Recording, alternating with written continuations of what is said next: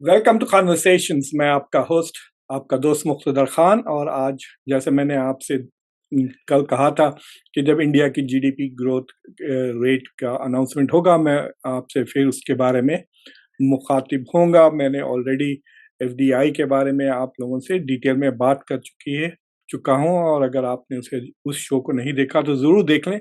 तो मैं थोड़ा बहुत इंडियन इकोनॉमी के बारे में बात करूंगा। तो GDP is important, but GDP can be A misleading data, तो उसके बारे में आप लोगों से बात करूंगा। उससे पहले कॉन्वर्सेशंस को सब्सक्राइब करें, वीडियो को लाइक करें, बेल आइकॉन ज़रूर दबाएं। तो आज रिपोर्ट आई है कि इंडिया की जीडीपी ग्रोथ बहुत रोबस्ट रही है। जो फोर्थ क्वार्टर था, तो इंडिया का जो फिजिकल ईयर होता है वो बेसिकली मार्च टू मार्च होता है। तो जो फोर्थ क्वार्टर है इंडिया का फिजिकल, वो जनवरी फरवरी मार्च ऑफ 2024 था। उसमें ग्रोथ बिल्कुल 7.8% थी फोर्थ क्वार्टर में, और पूरे साल भर का जो ग्रोथ हुई है 8.2%। अगर आपको याद होगा, थर्ड क्वार्टर में शायद 8.3 या 8.4% का ग्रोथ हुआ था। तो so this is very robust, मतलब compared to most countries it is very very high. America का इसी क्वार्टर में 1.6% ग्रोथ रेट हुआ है। हालांकि इतना धूम हो रही है कि अमेरिका की इकोनॉमी अंदर जो Biden is doing phenomenally well, 1.6% था सिर्फ growth. China also has recovered. पिछले साल it was doing very badly, 4% के नीचे चले गई थी ग्रोथ रेट।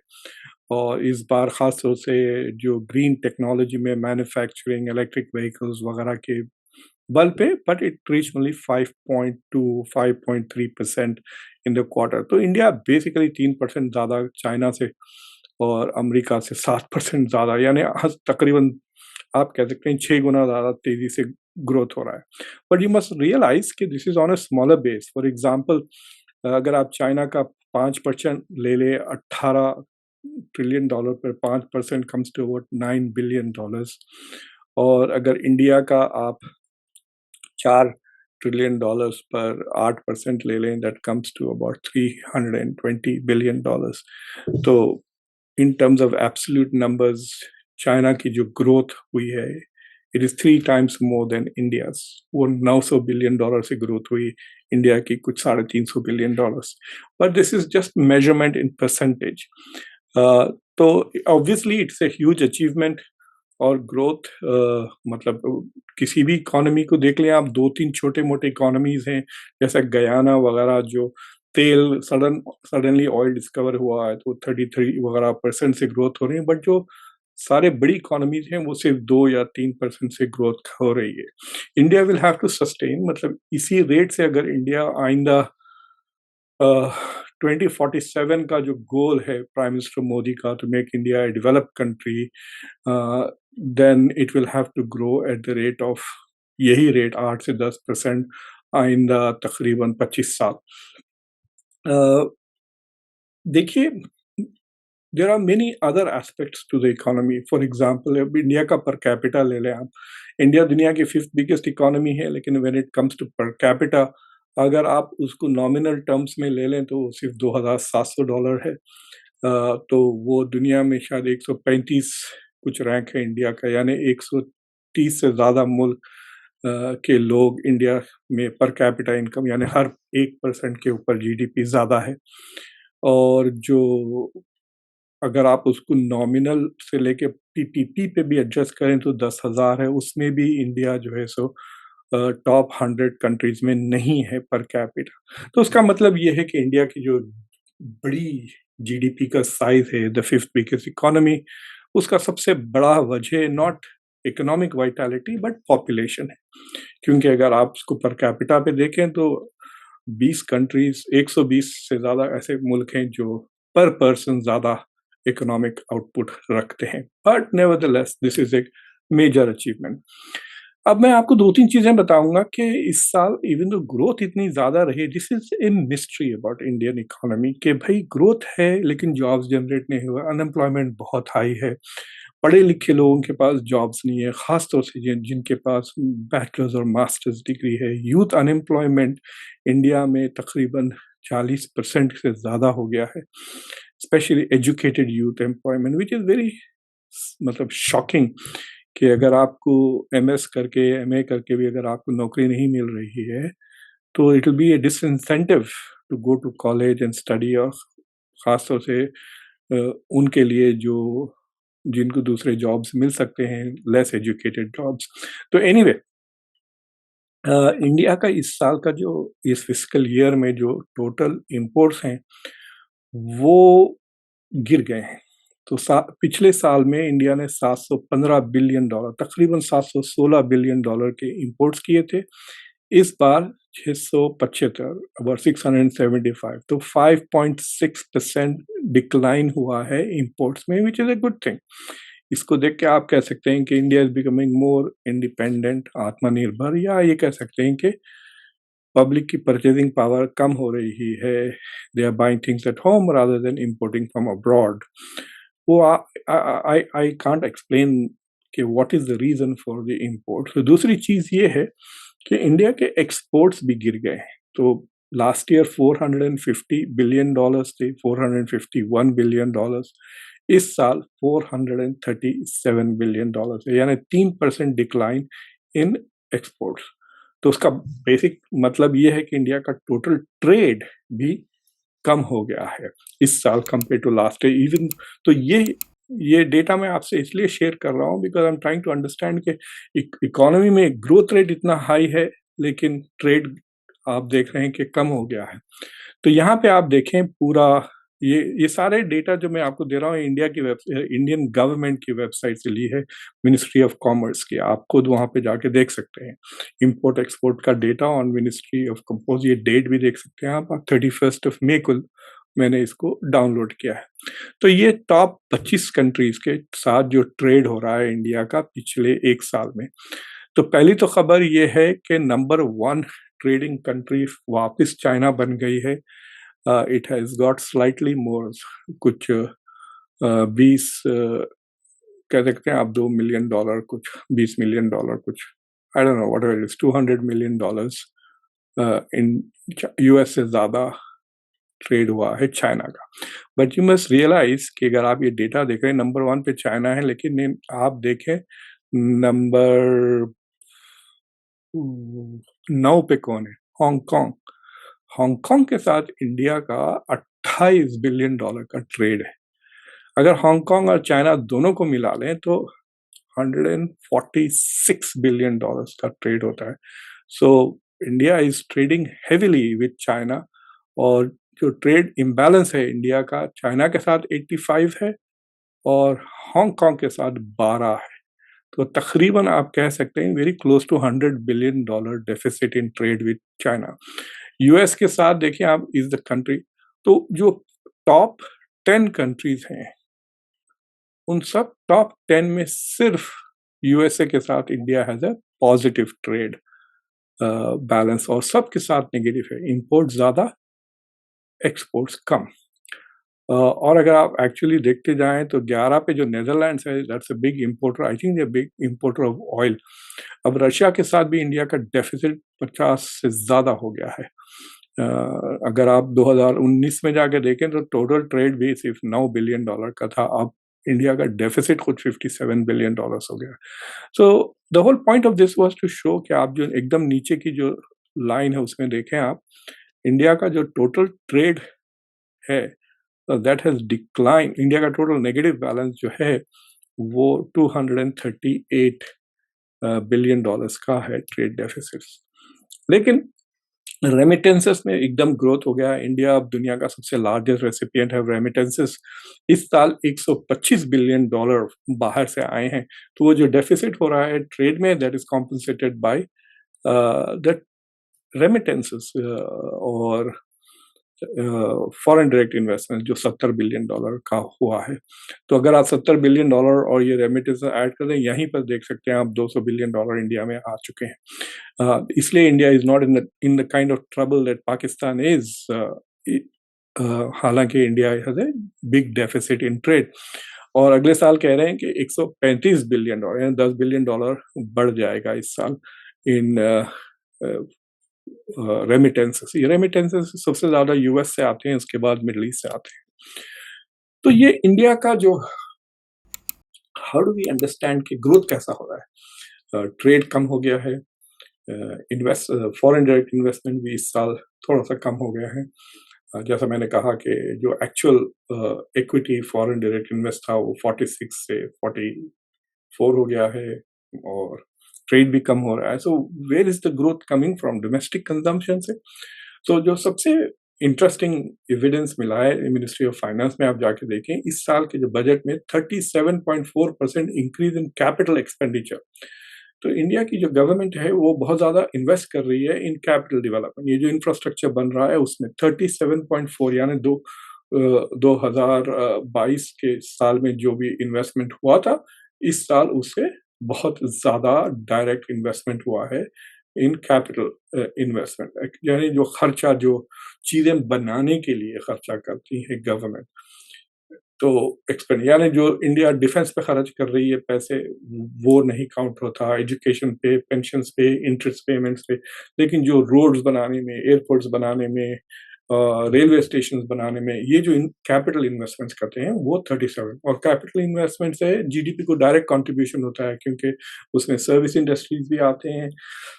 अगर आप बहुत सारे रोड बना रहे हैं तो आप आर्किटेक्ट्स को और दूसरे इंजीनियर्स को, कंसल्टेंट्स को हायर कर रहे हैं, सर्विस इंडस्ट्री बढ़ रहा है, सॉफ्टवेयर खरीद रहे हैं। So it contributes to service industry और it obviously contributes to manufacturing क्योंकि लोग चीज़ें बना रहे हैं लोग। So capital investment contributes directly to GDP growth। तो इंडिया का जो 8.2% से जो ग्रोथ हुआ है साल भर, it could be directly because of the increase in capital expenditure। लेकिन देखें ये कैपिटल एक्सपेंडिचर आउटले अगले साल का है, लेकिन पिछले साल भी इंडिया ने बहुत ज़्यादा कैपिटल एक्सपेंडिचर किया था। So I think one of the trend, इसलिए मैं आपको यहाँ पे ट्रेंड बता रहा हूँ इंडिया का। पिछले साल देखें आप, expenditure constantly India is increasing its capital expenditure, capex कहते हैं उसको शॉर्ट फॉर्म में। तो आप यहाँ देख सकते हैं कि पिछले 4 साल में इंडिया कैसा, the government is basically investing in infrastructure. लेकिन उसका जो नेगेटिव कॉन्सिक्वेंस हो रहा है वो आप यहाँ देखें। मैं आपको यहाँ पे स्नैपशॉट दे रहा हूँ इंडिया की गवर्नमेंट का expenditure of the union budget for the same physical year 2023 से 24 तक। तो अगर आप देखें तो सबसे बड़ा एक्सपेंडिचर इंडियन फेडरल गवर्नमेंट का, सेंट्रल गवर्नमेंट का इंटरेस्ट पेमेंट्स है। वो कितने की lakh crore, what ever it is, just look at it, it's 10.79 यानी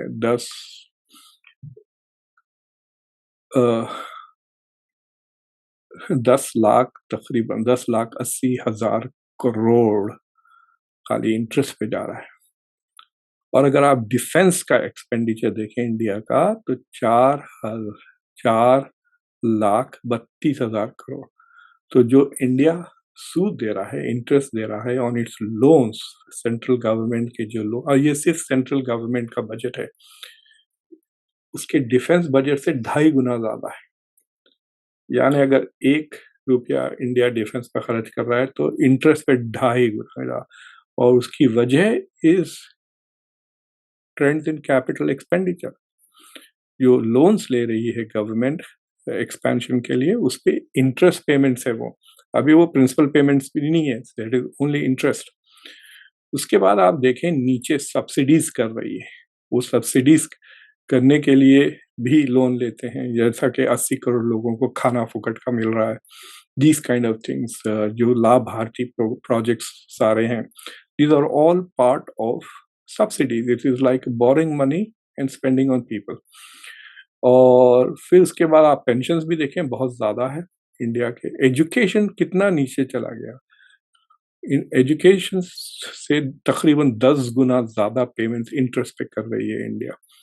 this is very scary in my point of view.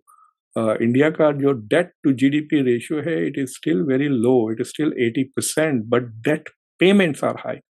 देखिए, अगर आपकी कंट्री की जो रेटिंग्स है, इंडिया की जो क्रेडिट रेटिंग्स है, वो बीज में आती है, it's not even as, stable है। तो इंडिया जब बोरो करता है पैसे, let's say compare to the US और some other better economies, so they are paying more interest rates. इसलिए भी interest expenditure बहुत ज़्यादा है. It is the biggest item on the central government expenditure. उसकी वजह से trends in capital X. So when we look at GDP growth rate, आप ये भी ज़रूर देखें कि how is that being addressed? Is it through manufacturing? Is it through service? अगर इतना ज़्यादा unemployment है तो फिर प्रोडक्शन कैसा हो रहा है? वो प्रोडक्शन कैपिटल एक्सपेंडिचर से हो रहा है. तो सवाल ये पूछा है कि कैपिटल एक्सपेंडिचर के बावजूद अनएम्प्लॉयमेंट इतना क्यों होता है? देखिए, जो किनेशियन इकोनॉमिक्स है वो जॉब्स क्रिएट करते हैं through government spending, through deficit budgeting and finance. Deficit financing का यही मकसद होता है कि आप जॉब्स क्रिएट करें, इकोनॉमी को स्टिमुलस पहुंचाएं. मैं आपको ये this is an important point, that's what I am trying to make. मैं इसको आप यूएस के साथ कंपेयर करता हूँ. देखिए, यूएस का जो जीडीपी टू डेट रेशियो है 1.3 है, यानी डेट ज़्यादा है, जीडीपी कम है. अमेरिका का तकरीबन $35 ट्रिलियन अमेरिका का डेट हो गया है और कुछ $27 ट्रिलियन अमेरिका का ओवरऑल जीडीपी है. इंडिया का जो डेट है, इट इज़ अबाउट बोरोइंग है, it is about that is about 3 point कुछ ट्रिलियन डॉलर. इंडिया का GDP is $4 trillion. So it is more than that, but the problem is interest payments. तो इसलिए मैं US के साथ compare कर रहा हूँ कि देखिए, यूएस का जो debt to GDP ratio is worse than India's, but their interest payments are not. ये देखें आप. तो जो ओवरऑल फेडरल गवर्नमेंट का है एक्सपेंडिचर आउटले फिस्कल 2023 का बजट इज ओनली 10% है यूएस का, सिर्फ इंटरेस्ट. और फिर देखिए आप benefit, social security which is basically India US का कॉन्सेप्ट ऑफ पेंशंस 21% है. मेजर हेल्थ केयर प्रोग्राम्स 24% है. मैंडेटरी एक्सपेंडिचर एनडीडी यानी नॉन डिफेंस डिस्क्रिमिनेटरी एक्सपेंडिचर. तो अगर आप देख रहे हैं कि हर major item is more than interest. Defence 13% है, इंटरेस्ट 10% है, यानी defence is more than interest. India में देख लें आप, interest payments is 2.5 times more then defence expenditure. यहाँ पे अगर डिफेंस 13% है तो 2.5 times विल बी 26 + 7 34% हो जाना चाहिए था. So this shows कि US debt is not as bad as India's because it is not increasing interest burden. और अगर पूरे मुल्क का अगर आप देखते हैं यूएस का, तो देखें आप पूरा जो खर्चा आ रहा है डिफेंस पे 12% और इंटरेस्ट पे 6%, विच मीन्स कि जो स्टेट्स बोरो कर रहे हैं, जो local government, it is actually bringing down the percentage of rate. अगर खाली फेडरल को देखें तो 10% है इंटरेस्ट, लेकिन अगर पूरे मुल्क का बजट देख लेते हैं एक्सपेंडिचर, यानी हर स्टेट्स का, हर city, every local government also has an expenditure, तो वो भी बोरो करते हैं पैसे. So it brings it down. Health care का cost has gone up from और pension security. So in that sense ये जो इंडिया का इंटरेस्ट रेट एक्सपेंडिचर है, that has to be discussed. Unfortunately इतना बड़ा इलेक्शन हुआ इंडिया में और इट इज़ वेरी सैड कि बातें तो हम इतनी बड़ी बड़ी करते हैं कि हम विश्व गुरु बन जाएंगे, ये बन जाएंगे, वो बन जाएंगे. इस तरह के सीरियस डिस्कशंस मुझे देखने को नहीं मिले about India's economic policies, India's developmental policies. बस फालतू की बकवास सुनने में लगे कि इन रिजर्वेशंस और ये वो मंगलसूत्र, इस तरह की बातें हो रही थी. बट एनीवे, आप सबको congratulations. India is the fastest growing economy. But मैं आपको ये साफ बताता हूँ कि there are more ways of looking at economy. खाली ओवरऑल जीडीपी नहीं, जीडीपी पर कैपिटा देख लें, India is not even in the top 120 countries. और अब देख रहे हैं आप बजट्स का मैं आपको बता रहा हूँ. सो दिस इज वेरी इंपॉर्टेंट. अगर ग्रोथ हो रही है तो investment should be more in education. अगर डिफेंस में भी कर रहे हैं तो ठीक है, अंडरस्टैंड, बिकॉज डिफेंस में एक्सपेंडिचर अगर आप रिसर्च में कर रहे हैं, तनख्वाहों में नहीं, बट डिफेंस रिसर्च में कर रहे हैं, and then that can contribute to exports. So anyway, but this is still a good news. और सब भारतवासियों को मेरे तरफ से congratulations. You are living in the fastest growing major economy in the world. Please take care. Conversations को जरूर subscribe करें, वीडियो को लाइक करें, बेल आइकॉन जरूर दबाएं और इस वीडियो को सबके साथ ज़रूर शेयर करें। जो बातें मैं आपको बता रहा हूँ इंडियन इकोनॉमी के बारे में, आप देखें जाके सारे यूट्यूब चैनल्स और टीवी पे जो आज दिन भर इसी के बारे में बात करते रहेंगे। They will not be sharing the information that मैं आपके साथ दावे के साथ कह सकता हूँ, जो आपको कन्वर्सेशन पे इंफॉर्मेशन मिलता है। Take care.